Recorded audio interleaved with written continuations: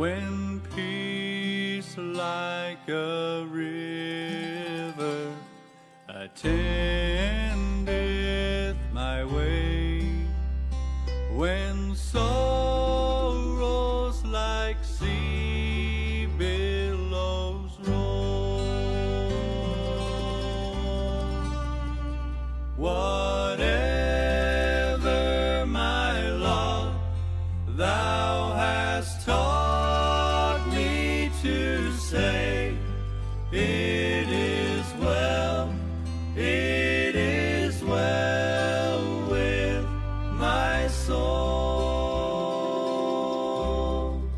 It is well, it is well with my soul, with my soul. It is well, it is well with my soul.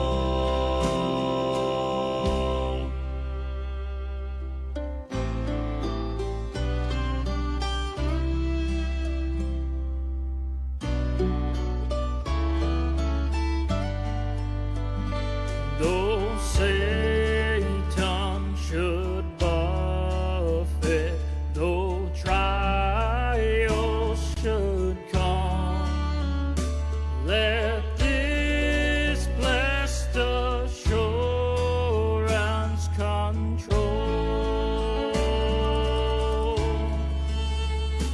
that Christ hath regarded my helpless estate, and hath shed his own blood for my soul. It is well with my soul, with my soul. It is well, it is well with my soul. My sin, oh, the bliss of this glorious thought. My sin, not in part, but the whole, is nailed to the cross, and I bear it no more. Praise the Lord, praise the Lord, oh my soul.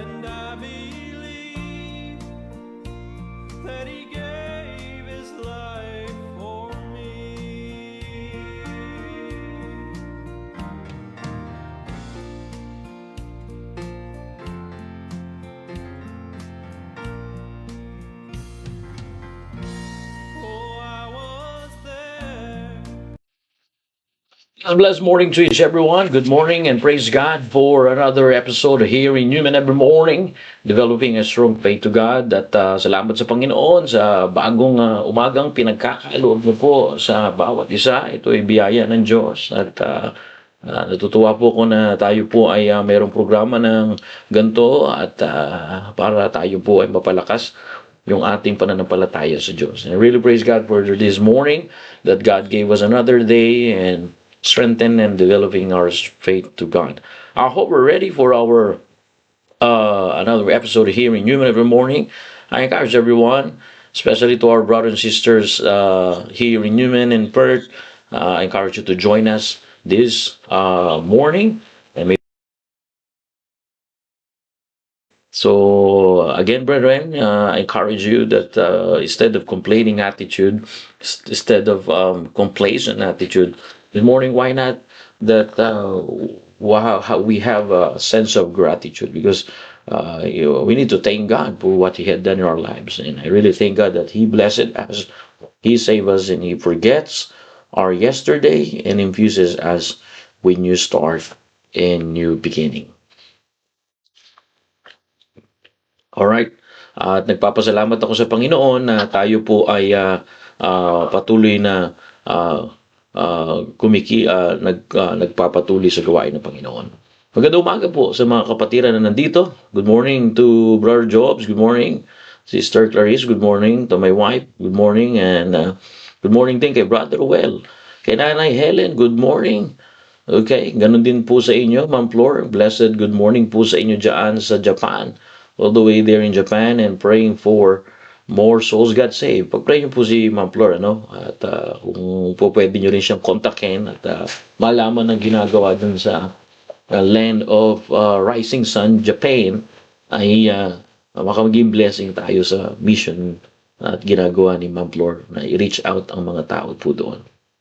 Okay, sa mga kapatiran na nasa kanilang mga trabaho, ang prayer ko po ay pagpalain kayo ng Panginoon, gabayan kayo ng Panginoon, at bigyan po kayo ng kalakasan ng Panginoon. To our brothers and sisters that traveling, going to their work or already in their working place, my prayer is that God will give you strength, and I pray that God will guide you and give you the right spirit this morning. Let's study the Bible now, mga kapatid. Open your Bible, please. Please turn with me, and I believe the Lord will bless us this morning. Papalain tayo ngayong umaga. Nagpapasalamat ako. Tayo ay nagpapatuloy. Good morning din kay Nanay Helen. Gandang umaga sa inyo dyan, Nanay Helen. At ganoon din kay Brother Mac Calano. Good morning, Brother Mac. Good to see you. Tuloy-tuloy lang, Brother Mac. Brother Gerald, magandang umaga. At sa mga kapatiran natin, wala pa rito, dalangin ko na maka-join kayo. At maganda po ang ating mapag-uusapan ngayong umaga. Amen. Sila si Sir Bona ay nakauwi na sila ng maayos. Ganon din sila Brother Mike Eugenio at Sister Sheila at Brother Dave. Nakauwi po sila ng maayos. Thank God that we have a successful church anniversary last Sunday, and we will not stop there.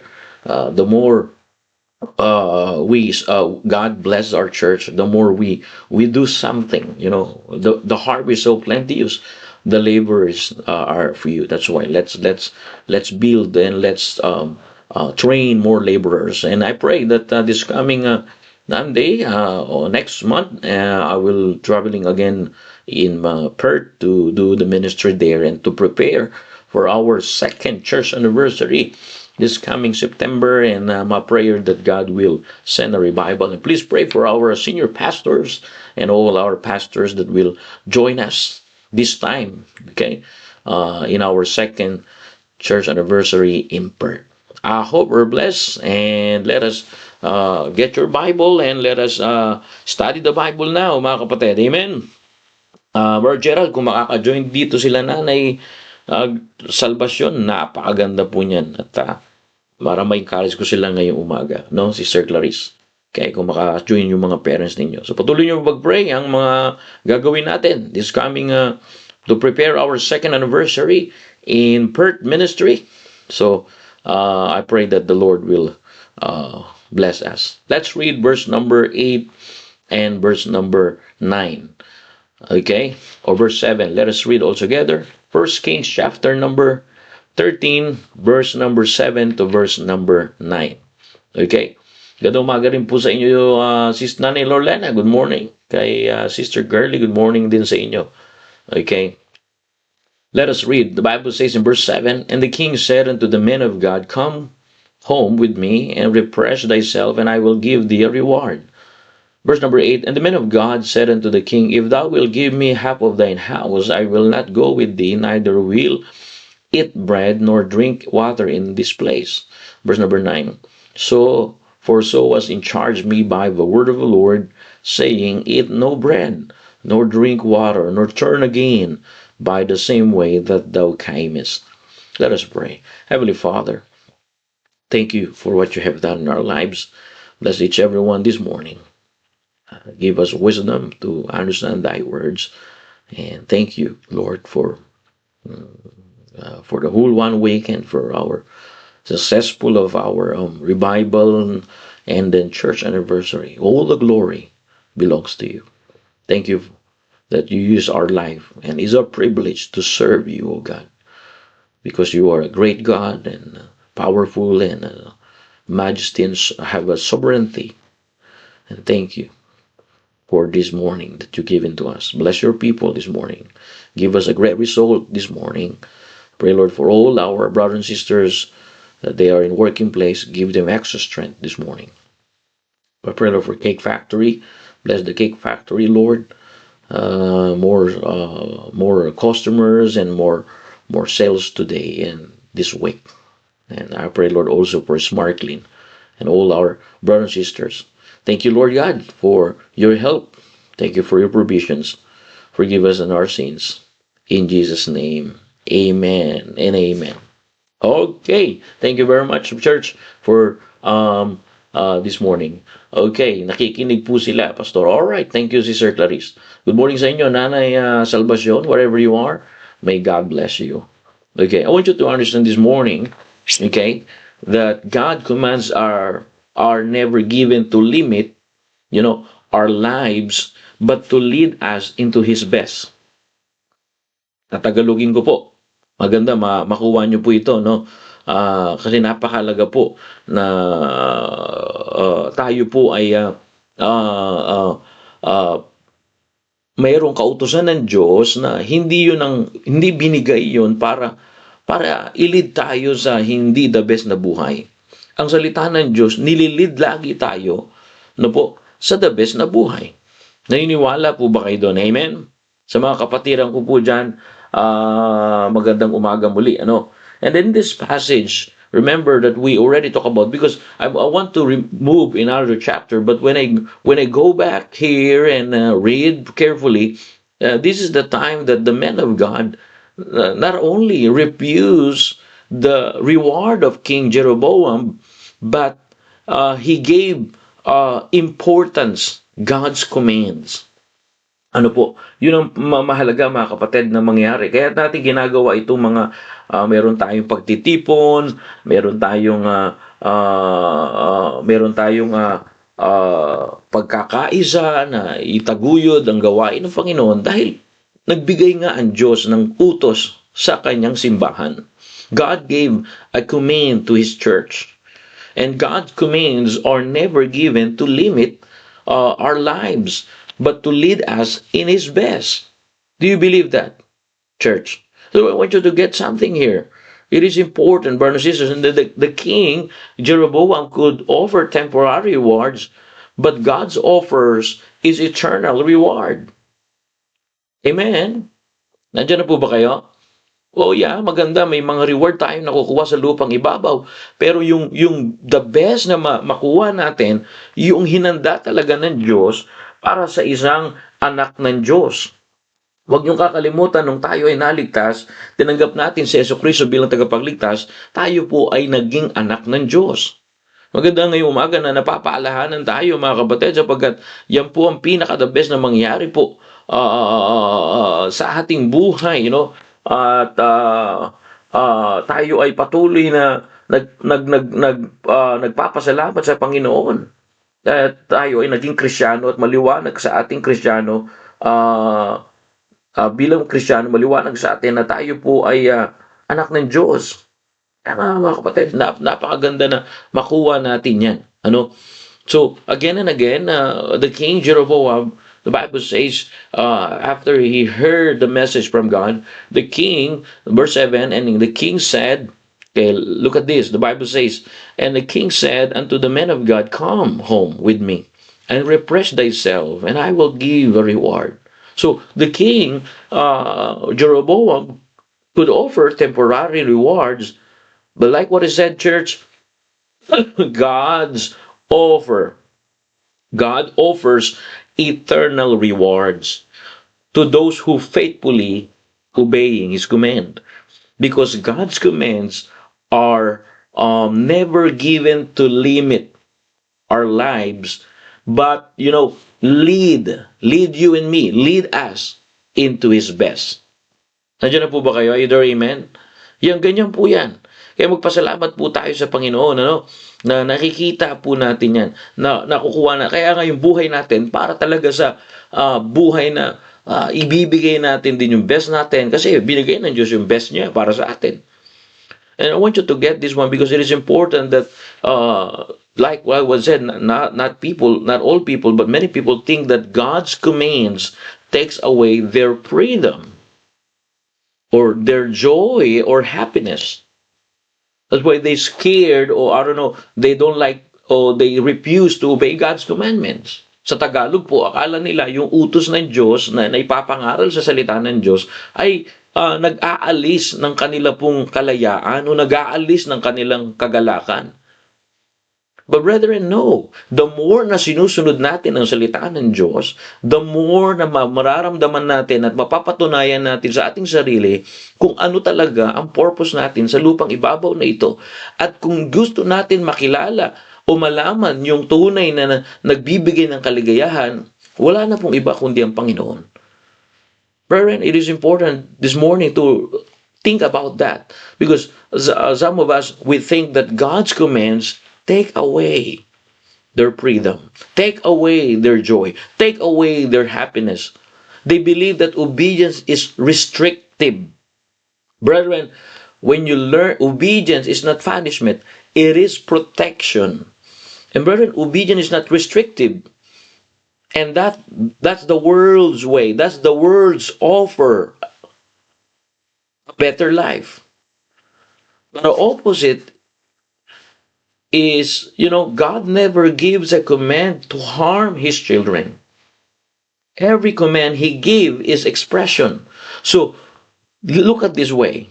Because in this chapter, this prophet disobey God's command. What happened? The Bible says in verse number 15, okay, when the old prophet encouraged the young prophet, the Bible says, sabi mo ng Biblia, verse number 13, and he said unto his son, sandal me to us, sandal him as us, and roll their own. Let's start here in verse number 11. Okay? Sabi ng Biblia, ito po ang nangyari. So, now dwelt an old prophet in Bethel, and his sons came and told him all the works of the men of God had done that day in Bethel. The words which he had spoken unto the king, them they told also in their father. Verse number 12, and their father said unto them, what way went he? So the old prophet asked the young prophet, where are you going? Where he is going? And the Bible says, for his sons had seen what way the men of God went, which came from Judah. And he said unto his son, sandal the ass. So they sandal him an ass. He rode thereon. Verse 14. Okay?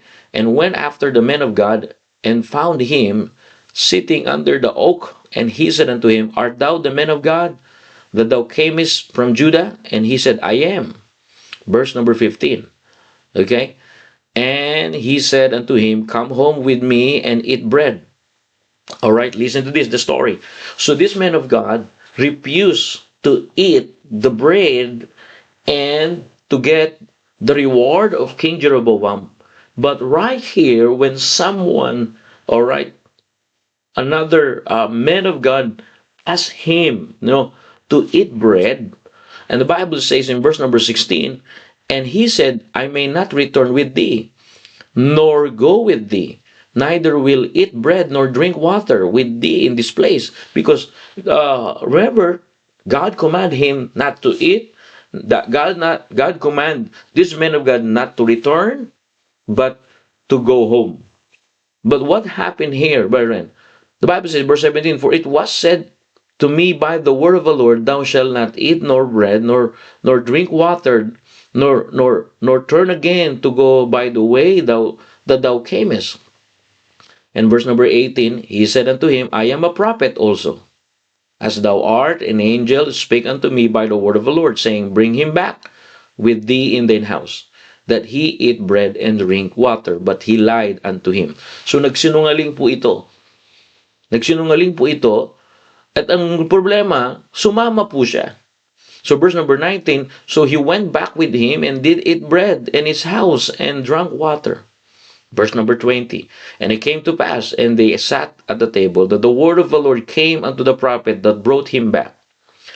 And he cried unto the men of God that came from Judah, saying, thus saith the Lord, for us as thou hast disobeyed the mouth of the Lord, and hast not kept the commandments which the Lord thy God commanded thee. Do you know what happened? The Bible says in verse number 22, verse 24, and when he was gone, a lion met him by the way, and slew him, and his carcasses was cast in the way, and the ass stood by it. The lion also stood by the carcasses. So what does it mean? This man of God died. Why? Because, brethren, not only he disobeyed the word, the commandments of God, but he compromised it. Like what I said, God's commandments never take away your freedom, never take away your joy. And when you obey the Lord, obedience is not restricted. And that's the word way over a better life. Kaya nga, tatandaan natin na pagka nagbigay ang Diyos ng utos, hindi yan para alisin yung kaligayahan mo. Noong una, sumunod siya, kaya sinunod niya yung Diyos, hindi niya tinanggihan niya yung offer nitong hari. Pero nung may kumausap sa kanya, mga kapatid, nagpakilala ding mananampalataya. At sabi niya, kumain ka muna rito, magpahinga ka muna. Sabi nga ng Panginoon, hindi nga muna siya magpapahinga, hindi muna siya magpapakain, hindi muna siya kakain. Pupunta muna siya doon, susundin niya muna yung utos ng Diyos. Kasi nga, kagaya po na aking sinasabi ngayong umaga, yung utos ng Diyos ay hindi yan binibigay para limitahan tayo. Pero yan ay binibigay para i-lead tayo sa ikakabuti natin. God's commands are never given, brothers and sisters, to limit our lives, but to lead us into His best. Are you there, amen? Ngayon, tanungin natin ang ating sarili. Bago tayo manalangin, tanungin natin ang sarili. Mas mahalaga ba sa akin ang salita ng Diyos kaysa sa mga pakinabang ng mundong ito? Tanungin natin po, mga kapatid, handa ba akong sumunod sa Diyos kahit may kapalit na sakripisyo? Tari na po ba kayo? Are you there, amen? Good morning sa iyo, Brother Samuel. Magandang umaga sa iyo, Brother John Burr. Okay? At ganun din po sa inyo, Nanay Amelia. Itong propetang ito, nalagpasan niya yung unang test. Ibig sabihin, hindi niya kinompromise yung utos ng Diyos. Pero, nung bandang huli, nung pauwi na siya, at merong parang nagpakita ng interest na siya ay tulungan. Pero nga, may utos sa kanya ang Diyos. Sabi ng Biblia, nung siya po ay sumunod doon, kinausap siya ng Panginoon. Kaya, nung siya ay bumalik na, siya ay umalis na, doon po siya napahamak. Mga kapatid, anong matututunan natin ngayon dito? Ano-anong dapat natin makuha rito? Ano ang dapat nating maunawaan dito na na tayo po ay magkaroon ng wisdom dito? Alam nyo, sa buhay natin mga kapatid, hindi natin masyado na-realize na marami tayong sinuway na utos ng Diyos. Ako po, dumating sa punto na, bakit ko sinuway ang utos ng Diyos? Bakit hindi ko nasunod ang utos ng Diyos? Yun po ang dapat natin malaman ngayong umaga. Dapat maunawaan natin,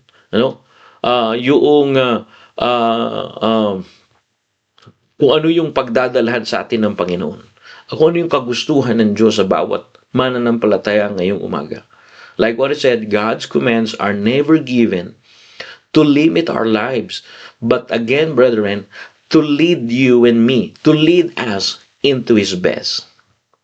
Number one, God's best protect us from hidden dangers. Leader, amen? The men of God did not understand every reason for God's commands. But God could see dangers. That's why when God said, nor eat bread, nor go that way, because God see danger there. Pagka may inutos sa atin ng Diyos, kailangan natin sundin yun kasi nakikita ng Diyos yung kapahamakan. Minsan, nagpapadala ang Diyos ng propeta para sabihin, nagpapadala ang Diyos ng mga ngaral, nilagyan tayo ng pastor sa ating kanya-kanyang simbahan para sabihin sa atin kung ano po yung parating na danger. Sanayin ninyo makipagkonsulta sa salita ng Diyos sa magitan ng tao ng Diyos. Nakukuha niyo po ba? Amen? This man of God, the reason he received the command from God, because God's best protect us from hidden dangers. And what happened here? Because he disobeyed God's command, not eat, nor drink. Sabi ng Biblia, huwag kang kakain, kahit aloking ka pa ng kapwa mo mananampalataya. Kung yan ang inutos sa'yo ng Diyos, huwag mong ikukompromiso. Doon din sa ministry, mga kapatid. Ako po ay hindi madapon sa ministry, pero ako lang po ay nag-iingat. The men of God did not understand every reason for God's command, because God's commands are never given to limit our lives, but to lead us into His best. And God's best is to protect us from hidden danger. And the Bible says when these young men of God, disobey, compromise God's command, the Bible says, and when he was gone, a lion met him by the way, and slew him. Kalahin mo. Kinain siya ng lion. Kinain siya ng leon, mga kapatid. Alam na ng Diyos na may leon doon. Kaya nga sabi ng Panginoon, huwag ka dyan pupunta. Kaya nga, kagaya ng aking sinasabi, hindi ibig sabihin, mga kapatid, na susundin natin yung utos ng Diyos. Akala natin, inaalis yung saya natin, inaalis sabi nila, dyan sa simbahan na yan, parang hindi ko na magawa yung gusto ko. Yun ang akala mo. Sige, magpatuloy ka sa akala mo, mapapansin mo, dadaling ka niya sa kapahamakan. Dito sa simbahan, hindi inaalis yung kasiyahan mo. Tinuturo sa iyo yung utos ng Diyos, kasi yung utos ng Diyos, dadalhin ka niyaan sa pinaka-the best na kalagayan. At yung the best na kalagayan ng Panginoon, yung ingatan ka niya sa nakatagong kapahamakan o sa mga parating na kapahamakan. Nariyan na po ba kayo? Are you there, amen? May kausap na ba ako? Hello? Pagka inutos ng Diyos, halimbawa, na huwag kang masyado magbabad sa social medias mo dahil maraming epekto yan. Alam mo, ang diablo madalas ginagamit yung eye gate. Pagka madalas ka nasa social media mo at yung social media mo naman ay hindi naman talaga para ikakalago ng spiritual mong pamumuhay. Lahat na makikita mo dyan, makaka-apekto yan sa isip mo. Narayan na po ba kayo? May kausap pa ba ako? Pag inutos ng Panginoon, wag natin baliwalain. Pag inutos ng Panginoon, wag nating hindi gawin. So what the Bible says, right here in the text, verse number 20, and it came to pass, they sat at table, that the word of the Lord came unto the prophet that brought him back. Tinan mo yan? The word of the Lord came unto the prophet that brought him back, and he cried unto the men of God, saying, Thou sayest the Lord, for us hast thou disobeyed the mouth of the Lord, and hath not kept the commandments. So what happened to him, church? He was, the Bible says, eaten by lion. That's why God's commandments, brethren, never given to limit our lives, never purposely take away our joy and our freedom, but to protect us from hidden danger. God said no is often His loving protection. Did you get that, church? Pag sinabi ng Diyos na wag, hindi ibig sabihin yan, kinukuha niya yung kasiyahan mo, yung kalayaan mo. No? But yun ay pagpapakita ng pagmamahal niya at protection niya sa buhay mo. Ilang beses tayo, mga kapatid, na nagkakaroon tayo. Kaya napakalaga na nauunawaan natin ang salita ng Diyos. Para kapag po nauunawaan natin ang salita ng Diyos, nauunawaan natin yung utos ng Diyos sa atin. Did you get that, church? The men of God did not understand every reason for God's command. And the Bible says, and thou sayest the Lord, for us as thou hast disobeyed the mouth of the Lord, and hast not kept the commandments, which the Lord thy God command thee. So, God knows that there's a lots of lions there. He need to go home. He need to go back in its place as soon as possible, because God knows there's a lion out there. There's a lots of lions out there. And brethren, in our spiritual understanding here, when this man of God came back in the way, the Bible says he was eaten by the lion.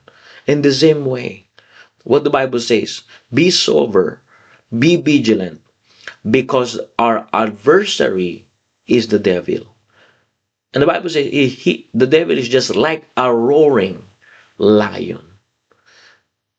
Iniingatan tayo ng Diyos sa leon. At ang sabi ng Biblia, ang leon ay hindi lang yan ay physical na leon, kundi masabi ng Biblia, ang leon ay hinantulad sa isang kaaway. At ang kaaway natin, sabi ng Biblia, ang diablo. Kaya nga yung salita ng Diyos, yung utos ng Diyos, hindi yan para limitahan yung ating kalayaan, pero ingatan tayo. Ang hindi alam ng propetang ito, alam na ng Diyos na maraming darating na leon. Kaya sabi niya, huwag ka nang kumain dyan, kahit imbitahan ka ng hari, imbitahan ka ng kapwa mo mananampalataya, kailangan mo nang umalis dyan. Nasa Biblia po ba? Is that in the Bible? It is. In verse number 18, one of believers here invite him, and he said unto him, I am a prophet also, as thou art. And the angel spake unto me by the word of the Lord, saying, Bring him back with thee into this house, and he may eat bread and drink water. But the Bible says, that prophet, he lied unto him. There is no words or commands that he's going to stay. But what happened? He stayed, and now God word confront him. Thou sayest the Lord, for us thou hast disobeyed the mouth of the Lord, and hast thou not kept the commandments. And when God closes a door, trust that He is protecting you. Are you there, amen? From something you cannot see yet. Or from something you cannot yet see. Kapag isinara ng Diyos ang mga pintuan, huwag mo ipilit. Ano na po ba kayo? Either amen? Kasi kung madalas mong hanapin yung kasalanan, kaya nga, in-encourage po kita na pumunta na lamang dito sa revival kasi marami kang makikitang kagandahan sa Panginoon. Pero kung pipiliin mong hanapin yung kasalanan, na sino pa man, ano pa man, for example, kung ikaw ay babae, lagi mong hinahanap yung kasalanan ng lalaki mo. Kung ikaw naman ay lalaki, lagi mong hinahanap yung kasalanan ng asawa mo. Walang mangyayari. Pero kung hahanapin mo yung utos ng Diyos, dadaling ka niyan sa revival. Dadaling ka niyan sa kasiyahan na magpipid sa isip mo. Ang nagpipid ngayon sa isip mo, yung leon na si Satanas na naglalagay sa atin ng masamang isip. Nariyan na po ba kayo? God's command, protect us. God's best, protect us from hidden danger. And this prophet, unnamed prophet, did not understand every reason for God's commands. But God could see dangers that he could not see. And when God closed the door, trust God. Trust that He is protecting you, my friend, from something you cannot see. Kung nakasama ka sana sa revival, ang nakita mo ngayon, yung kagandahan ng Diyos. May sinabi na sa iyo ang Diyos. May sinabi na sa iyo, kinukumbik ka na ng Diyos. Ano nakita mo ngayon? Nasurprise ka ngayon na ang diablo ay tumatrabaho. Kaya nga matuto tayo makinig. Pagka may men of God na nagpapayo sa inyo, huwag niyong kokontrahin. Pagka yung men of God nagsasalita ng salita ng Diyos, huwag niyong babaliwalain. Dahil tayo ay dadalhin niyan sa kapahamakan. Alam nyo, akala nyo, iimbitahan ko lang kayo sa sa event or ano. No. Iniimbitahan ko kayo para makita ninyo yung magagawa ng Diyos sa kalagitnaan ng problema ninyo. Hindi lang ito para kumain ng masarap na pagkain pisikal. Tayo'y kumakain, pinalalago natin, parte ng paglago natin, yung salita ng Diyos.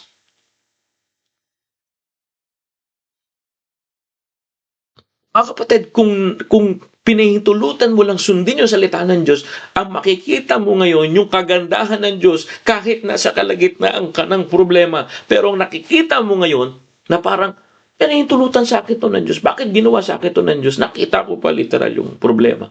Alam mo kung bakit? Kasi hindi mo sinunod yung utos ng Diyos. Mas lalo tayo napapahamak. Tama po ba? Kung nakasama ka ngayon sa revival at nakita mo yung kagandahan ng Diyos, malalayo ka sa anong kapahamakan. Ang sabi ng Biblia, nung inimbitahan ng isang mananampalataya, itong isang propeta. Is that in the Bible? Verse number 18. Nasa Biblia? Nasa Biblia po. Tayo nagsasalita rito na wala sa salita ng Diyos. He said unto him, I am a prophet. I am also has art, the angel of speak unto me by the word of the Lord. Akong bahala. Ano naman na rin ako, meron din revelation sa akin ng Diyos, ha? Akong bahala. Sunod ka lang sa akin. Bring him back with thee, thine house, that he may eat bread and drink. Hindi nga siya pinapainom ng Diyos. Hindi nga siya. Kailangan niya nang umalis doon. Tandaan natin, wala pang sasakyan noon, no? Maglalakad lang yung propeta na yung pabalik sa Juda. Ngayon, sabi ni isang mananampalataya rito, huwag ka muna umalis, dito ka lang muna. Ikain ka lang muna dito. At sabi ng Biblia, he lied unto him. There's another believer lied unto him. Some fellowship, come on. But listen to this, what happened? The word of the Lord came. And God said, why you don't obey my words? You need to leave that place. And what happened? When he left that place, the lion eaten him. Alam nyo, kaya madalas nakakapasok ang diablo sa atin. Kasi meron tayong pangontra. Meron tayong ini-insist. We wanted what we wanted. But brothers and sisters, let me tell you this, the reason I the reason I share this one, so in order for you to understand when God closes a door, trust that He is protecting you from something you cannot yet see. But listen to this, obedience today can prevent regrets tomorrow. Even when God's command seems difficult, di ba minsan nakikita natin, ang pagsunod sa salita ng Diyos parang ang hirap, di ba? Kahit mahirap, unawain ang utos ng Diyos. Parang Panginoon, utos niyo ba talaga sa akin? Sige, pagtitiwala ko kayo. Diba, kahit mahirap, unawain ang utos ng Diyos. Ito ay para sa ating ikakabuti. Even when God's commands seem difficult. Imagine, this young prophet don't understand, Lord, I'm just eating bread, I'm just relaxed and eating and drinking water only.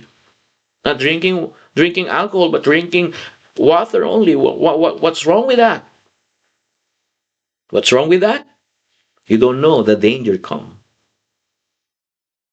That's why God said, no drink water, nor eat bread, nor go back in your way. But this young prophet stayed. What happened? When he just walked by the way, the lion is waiting for him, and he was eaten by the lion. Very. Even when God's command seems difficult, let me tell you this. God's best protect us from hidden danger. Kapag sinara ng Diyos ang isang pintuan, huwag kang malulungkot. Mayroong pinagagawa sa iyo ang Panginoon at mapagkakatiwalaan natin ang Panginoon. Magtiwala na may mas mabuti siyang plano sa buhay mo, kapatid. Narinig po ba kayo? Kahit parang, ano ba naman itong nangyayari sa buhay ko pa? Ulit-ulit na lang ito. Mga kapatid, huwag ka magtampo. Mas matuwa ka dahil mas makikita mo yung dakilang plano sa iyo. Nandito na po ba kayo? Amen. Minsan, di ba, parang nandito na po ba kayo? Hello? Diyan na po ba kayo, mga kapatid? Salamat tayo, meron tayo na napapakinggang salita ng Diyos ngayong umaga. Kahit mahirap unawain ang utos ng Diyos, ito ay para nga po sa ikakabuti natin. God said no to the prophet. Don't eat bread, nor drink water, nor stay in that place. You need to go home right now. Ang ganito. Huwag mo isipin pinatatamaan kita. Sabi ko, mga kapatid, lahat tayo ay pumunta sa revival at church anniversary natin. Yun ang utos ng Diyos sa atin na every year meron tayong pagdiriwang na ganyan. Hindi naman yan. Ngayon lang. Yan ay utos na sa atin na gagawin natin na ipasalamatan ng Diyos sa ginawa niya sa ika-8 taon na pagpapala ng Diyos. Dapat lahat tayo involved. Pero marami tayong excuse. Sinabi natin na ganyan na lang, okay lang naman po, kaya di ako makapunta. O ano nangyari? Nakita mo ngayon yung ginagawa ng diablo. Kesa yung pumunta ka sana rito, nakita mo yung ginagawa ng Diyos. Kahit nasa kalagitnaan ka ng problema, may ginagawa ang Diyos. Kung mo isipin pinapatamaan kita, isipin mo na sa mga susunod, kapag ka may inutos sa iyo ang Diyos, sunod lang kasi nakikita ng Diyos yung hindi mo nakikita. Nakikita ng Diyos yung kapahamakan na hindi mo nakikita. When God closes the door, like what I said, trust that He is protecting you from something you cannot yet see. And brothers and sisters, even when God's command seems difficult, they are always for our good, because He sees the end from the beginning. Are you there, amen? Nakikita ng Diyos yung makakabuti sa iyo. Tinuturuan ka ng Diyos na magtiwala sa kanyang pamamaraan kaysa magtiwala sa iyong paraan. Naunawaan mo ba? Hello? Wala na naman ang kausap dito. Amen? Either amen? Kausap pa ba ako?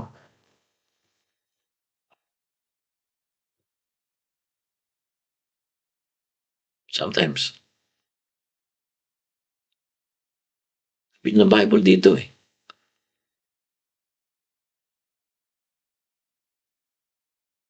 He said unto him, I am a prophet also, as thou art. And the angel spake unto me by the word of the Lord, saying, Bring him back with thee into thine house, and that he may eat bread and drink water. But he lied unto him. So what? Verse number 19. So he went back with him, and did eat bread in his house, the prophet's house, and drank water. Verse number 20. And it came to pass, as they sat at the table, the word of the Lord came unto the prophet that brought him back. Verse number 21. And he cried unto the men of God came from Judah, saying, Thus saith the Lord, for as much as thou hast disobeyed the mouth of the Lord, and hast not kept the commandments which the Lord thy God commanded thee, but camest back, and hast eaten bread, and drank water in the place of the which the Lord did say to thee, Eat no bread, and drink no water, thy carcasses shall not come unto the sepulchre of thy fathers. Verse number 23. And it came to pass, after he eaten bread, and after he had drunk, that he sandaled for him the ass to weep for the prophet whom he had brought back. And when he was gone, the lion met him by the way, and slew him. Imagine. My brothers and sisters, this man of God did not understand every reason for God's commandments. God said, no, you need to go back. You don't eat bread, don't eat water, don't stay there. You need to go back now, right now. But the man of God, right? It's all right. Someone, believers also, told me to stay and to eat, to have fellowship. The Bible says, the word of the Lord came, and he said, you need to listen. You need to obey my words. The Bible says he disobeyed the word and eaten by the lion. Brothers and sisters, I remember a loving father tells his child not to touch a hot stove. The child may think the father is taking away his fun, but the command is actually protecting him from the flame. Brethren, let me say again, God's commands are never given to limit our lives, but to lead us into His best. Because God's best protecting us from hidden dangers.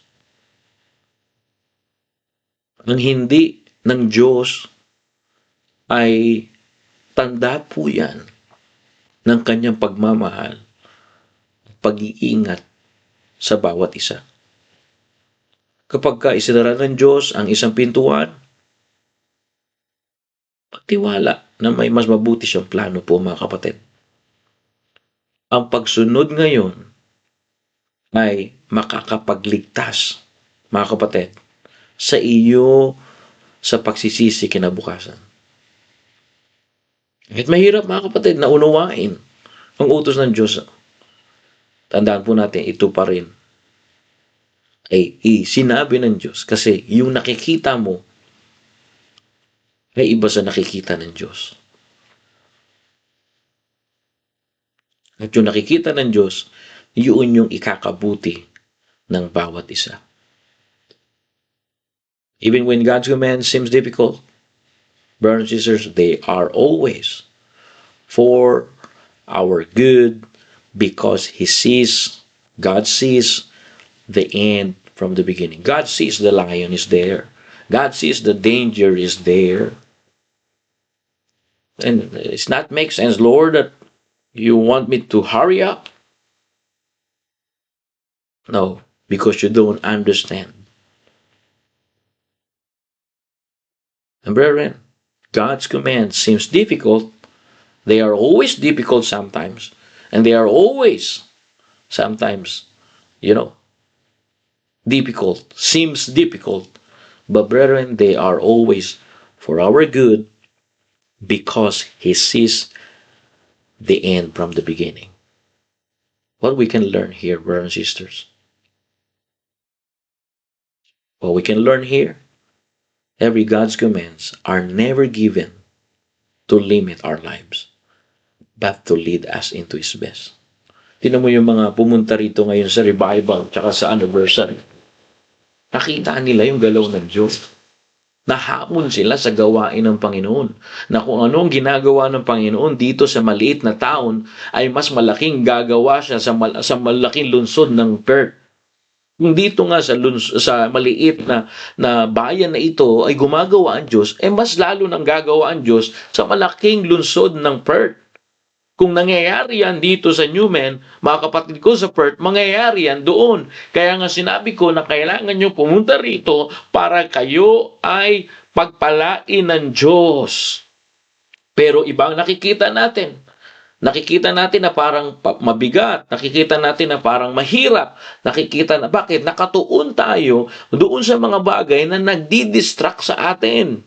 Pero mga kapatid, lahat ng utos sa atin ng Panginoon, ikakabuti natin po yan at hindi natin ikakapahamak yan.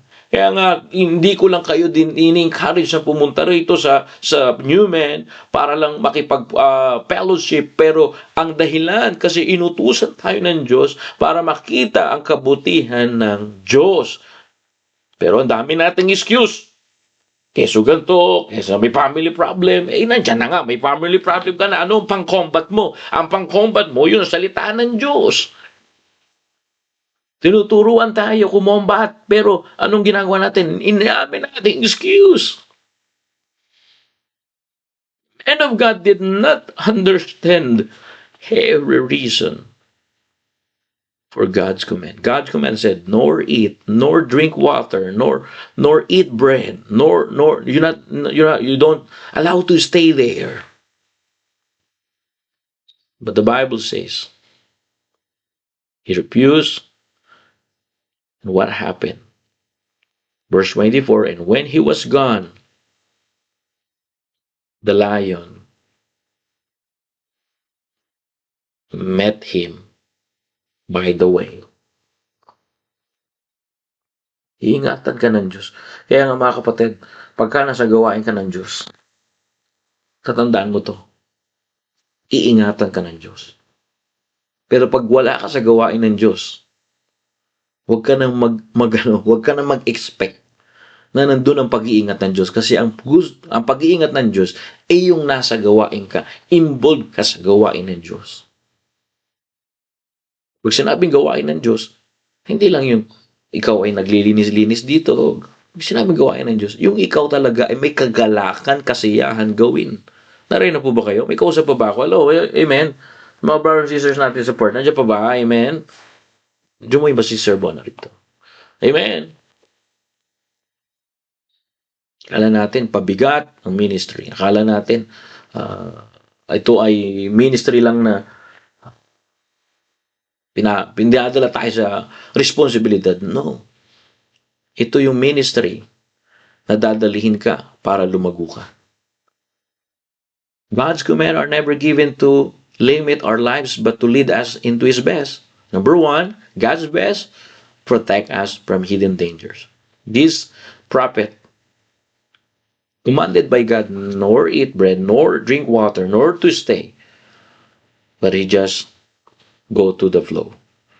Number two, all right, I have 7 minutes. Number two, God's best builds our character. God's commands are not only about changing our actions, but about shaping our hearts to become more like Christ. What Jesus said, take up my cross and follow me. That's it, brethren.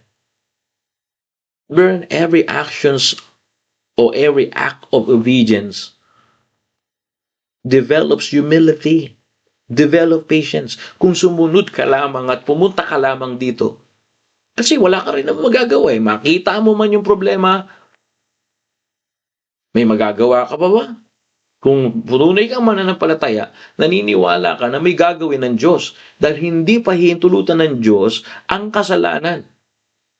Ang kasalanan, pag yan natapos, mamumunga yan ng kamatayan.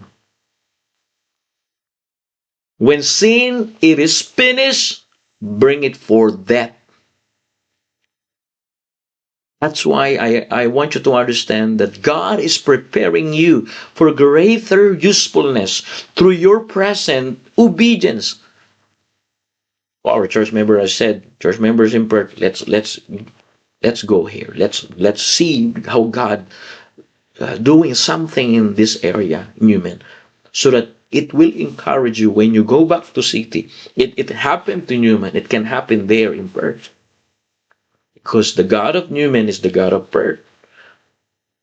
It happened here in Australia. It can happen here in the Philippines because the God of Philippines is the same God of Australia. America said, their song said, God bless America. No, God bless everybody, not only America. God bless China. God can bless Russia. God can bless Philippines. God can bless Papua New Guinea. God can bless Tongan. God can bless Africa. Americans said, God bless America. Yes, God bless America, but God can bless Filipino. God can bless Papua New Guinea. God can bless Africans. God can bless China. God can bless Russia.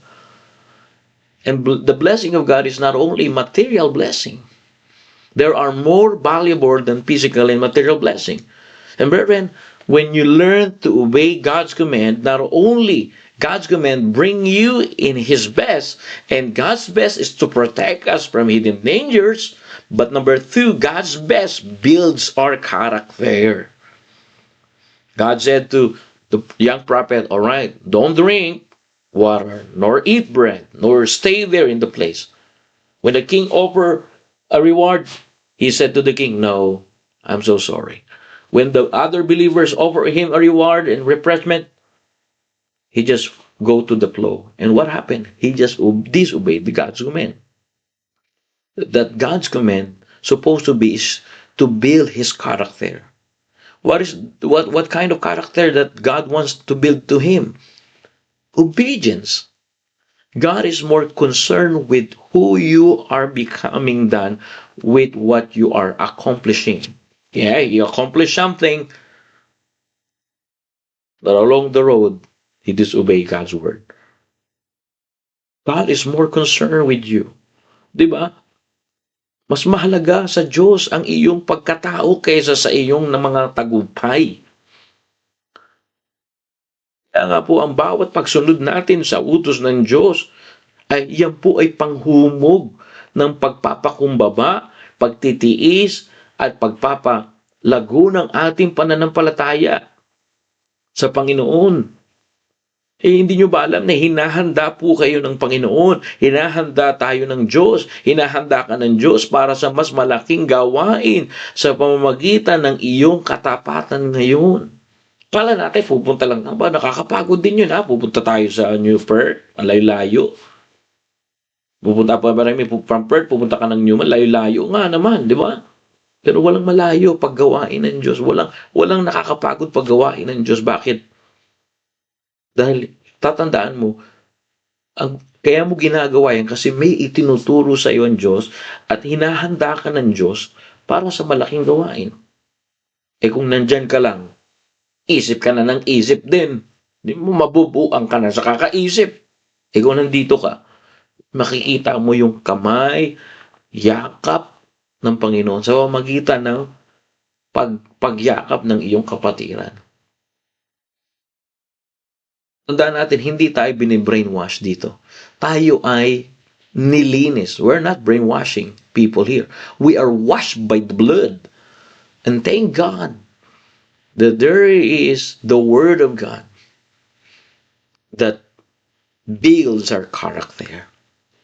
And when we learn to obey God's Word, it develops your faith, it develops your humility, it develops your patience. And every act of obedience develops your humility, develops your patience and faith. Because God is more concerned in your character. God is more concerned with who you are becoming. The prophet thought that, all right, I accomplished things. And he stopped obeying God's command. But brethren, character is more valuable than comfort because character lasts for eternity. Lord, I already finished my job. God said, not finished, not yet finished. I want to build your character. Sometimes we said, all right, I already graduate in Bible school. I already know the Bible. I already know the ministry. I'm so religious. God said, no, not yet. I want to build your character. Because character is more valuable than comfort. Because character lasts for eternity. Peter, amen? Hello? Kausap pa ba ako rito? Yan yata kayo mga kapatid. This morning, two things that we can learn from this story.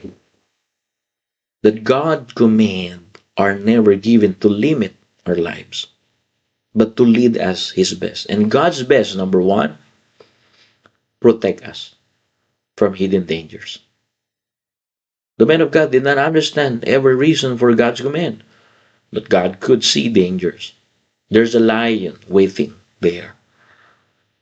That's why in verse number 24, when he disobeyed, the Bible says the prophet, after he was left, a lion met him by the way and slew him. Pinatay siya, kinain siya. Because God's best protecting us from hidden danger. That's why when God closes the door, trust His plan. Trust that He is protecting you from something you cannot yet see. Stop put in your mind or have mindset na I want what we wanted. No. And God's best not only protecting us from hidden danger, but God's best for your life builds your character.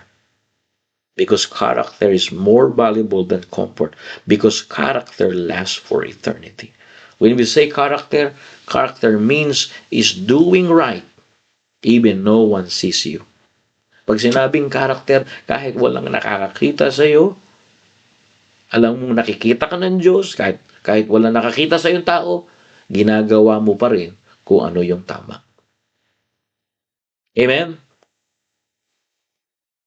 Kasi ang bawat pagsunod nyo po ay yan po ang huhumog para tayo ay matutong magpakumbaba, matutong magtiis at para tayo lumago sa ating pananampalataya. Mas malagang mabuting karakter kaysa sa pasamantalang kaginhawanan. Sabi ng propetang ito, ay tapos naman na yung inutos sa akin ng Diyos. Pwede na siguro mag-relax. Tapos naman na yung revival. Tapos na siguro yung anniversary. Kailangan ko na mag-relax. No, mga kapatid, hindi natin kailangan mag-relax. Kailangan natin magtrabaho. Ang totoong, pagkatapos ng revival at anniversary, mag-holiday na ako. No, mali. Mali kaisipan.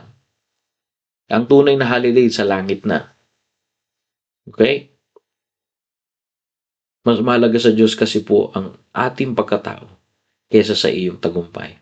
Pag sinabing karakter, yun yung pagkatao mo na kahit walang nakakakita sa iyo, gagawin mo. O sige, hindi ka nakapunta. Ano nangyari? Ganun pa rin naman. Kung nakapunta ka, di nakita mo ngayon yung magagawa ng Diyos sa buhay mo. Mananampalataya ka, hindi ka hunters. Di ba? Kung hindi pinapatamaan ka, ang akin lamang ang trabaho ko ipaalala. Sabi ng Panginoon, wag ka na kumain, wag ka nang uminom, wag ka na manatili diyan. Panginoon, bakit naman? Gugutom din yung ako, napapagod din ako. Ayaw ko rin magpahinga. Wag ka na nga kumain, saka ka na kumain, alis ka na diyan. Sabi ng Panginoon. Pero sabi niya, okay, so paupo-upo muna siya sa puno. Nakita tuloy siya ng church members. O, ba't nandyan? Ginagawa mo? Okay naman. Kailangan ko na kasi umalis. Hindi, akala mo, sabi sa akin ng Panginoon, mag-stay ka rito. Ay, ganun ba? Oo. Ayun, nag-stay siya. Sumagot ngayon ng Panginoon, bakit ka nag-stay? Sabi ko nga sa'yo, umalis ka na eh. Ano ba mas mahalaga, yung utos ng Diyos o utos ng tao? Opinion ng tao? Nasa Biblia? Nasa Bible?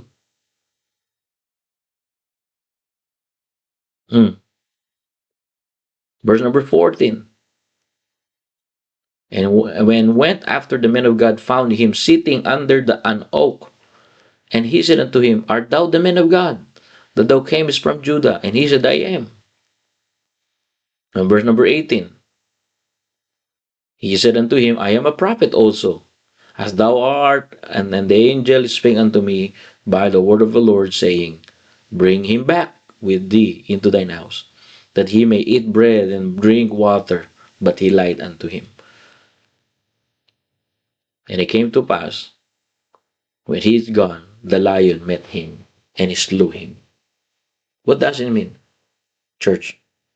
It is important this morning to understand that God's command are never given to limit our freedom, to take away our joy, but to lead us into His best. And God's best, number one, protect us from hidden danger. I'm also a prophet. The angel spake unto me by the word of the Lord, saying, Bring him back with thee into thine house. He may eat bread and drink water. But right here, he lied unto another prophet. And church, God is concerned. God's best build our character, because God is more concerned with who you are becoming than with that you are accomplishing. Gawin natin to, mga kapatid. Live every day with eternity in view. Because God never asks to give up something good without preparing something far better. And God closes the door, don't be sad. Don't be sad. Because God sees you cannot see. When God closes the door, trust that He is protecting you from something you cannot yet see. Huwag mo nang hanapin. O, given na yan. Hindi natin tinotolerate. Kung gawin nila yan ng masama, nagutago sila, i-reveal ng Diyos yan. Pero ikaw, manuto sa iyo ng Diyos, puntahan mo. Para makita mo yung kagandahan ng Diyos kaysa yung kapangitan ng ginagawa ng Diablo. Tandaan natin, ang kaaway natin yung leon. Kaaway natin ang Diablo. Be sober, be vigilant, because our adversary is the devil. It's just like a roaring lion, seeking he may devour. Brethren, I encourage you this morning, God's command are not given to you and to me to limit our lives, to limit our freedom, but to lead us into His best. I hope that encourage you this morning. Let us pray. Heavenly Father, try my best to share thy words, but Holy Spirit of God, without your intervention, without your help, without your guidance, this sharing will be in vain. Father, give us wisdom this morning, so that your people in our church, especially in women, understand thy words. Thank you for reminding us this morning Thank you for your love. Bless your people, Father. And it seems the sin is in my heart. It seems our heart, Lord, forgive us. Bless your people, Father. Thank you for reminding us and teaching us that your command is not to limit our lives, but to lead us into your best. And your best protect us from hidden danger. Your best builds our character. Thank you. Thank you, Lord. Forgive us our sins. Cleanse us from our iniquity. This is our prayer. In Jesus' name. Amen and amen. Alright. Thank you, mga kapatid. Paalala lamang yan, mga kapatid. Ano? At para magkaroon tayo ng wisdom. No? Sabi ko na, kung alam niyo, ito, kagaya ito, sinishare po sa inyo ito, at least alam niyo na yung salita ng Diyos. Di ba? Yan naman yan. Ang purpose niyan para ipaalam sa iyo salita ng Diyos. Oh, ngayon, hindi pala ibig sabihin may mananampalataya na magsabi sa'yo, okay, ito gawin mo, ito gawin mo. Sino bang pastor mo na pinagkatiwalaan sa'yo ng Diyos? Sino ba yung pastor mo in-assign sa'yo? Yun ang pakinggan mo. Kasi nandoon sa kanya yung wisdom para ibigay sa'yo yung salita ng Diyos. Ngayon, kuha nyo na. Hindi nakita mo ngayon yung salita ng Panginoon. Hindi yung kapangitan ng Diablo. Kaya naman yun eh. Ingatan ka ng Diyos eh. Kaya pakinggan nyo na. Makinig kayo. Ano yung utos na Diyos sa atin? Pakinggan natin. Alright. Thank you very much, brothers and sisters. See you tomorrow for another episode here in Human Every Morning and developing a strong faith to God. And thank you for your time. And good morning again and welcome, Ma'am Jingle, Oliver. Good morning po sa inyo. And Ma'am Flor again. Thank you very much for your time. All the glory belongs to God. Thank God. And salamat sa Panginoon na patuloy po siyang nagbibigay sa atin ng pagpapala. Alright, enjoy your day. God bless you all.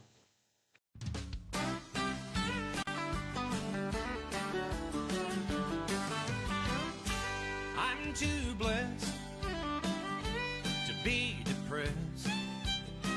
I'm living on love.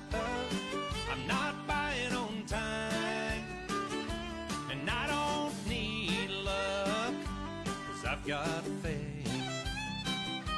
And I'm too blessed to be depressed, and I'm living on love. Now some folks say they can't make it through the day without a little something to help them on their way. Friend, let me tell you about Jesus.